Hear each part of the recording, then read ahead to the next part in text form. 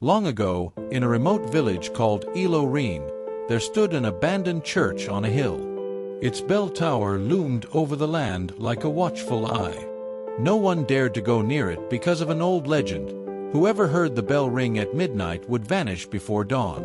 The villagers claimed the bell was cursed, forged in the blood of a betrayed priest. Long ago, he had been wrongfully accused of witchcraft and burned at the stake. With his dying breath, he swore vengeance on the village. That night, the bell rang by itself, and the first disappearance occurred. Since then, the church remained empty, its doors sealed shut. One evening, a young blacksmith named Tobias arrived in Eloreen. He was strong-willed and practical, laughing off the villagers' superstitions. "A bell is just metal," he said. "It cannot take people away." But the villagers warned him, "Tonight is the anniversary of the priest's death. Do not go near the church." Tobias, full of pride, decided to prove them wrong. At midnight, he climbed the hill and pushed open the church doors. The air was thick with dust, and moonlight filtered through the broken stained glass windows. He climbed the bell tower, brushing away cobwebs.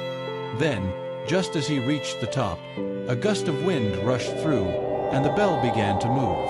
The rope hung loose, untouched by human hands. Tobias froze.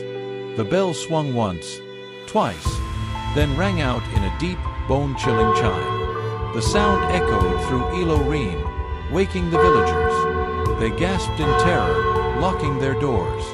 "Someone has rung the bell," they whispered.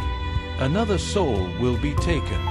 Meanwhile, Tobias felt a shiver run down his spine. The bell sound didn't just ring in his ears, it rang in his bones. The ground beneath him seemed to twist, the air growing thick and heavy. He turned to leave, but the stairs he had climbed were no longer there.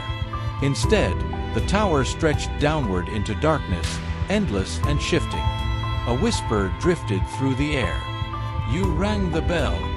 Now you must pay the price." Shadows moved in the corners of the church. Faces formed in the stone walls, twisted, mournful, eyes hollow with despair. Tobias backed away, his heart pounding. He had to escape. He rushed toward the entrance, but the heavy wooden doors slammed shut.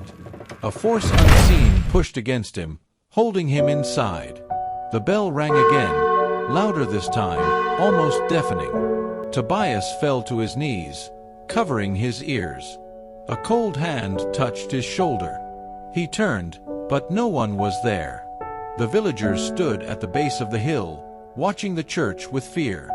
The bell had rung, but no one dared to go up.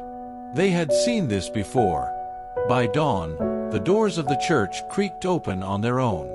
The villagers hesitated, then slowly climbed the hill.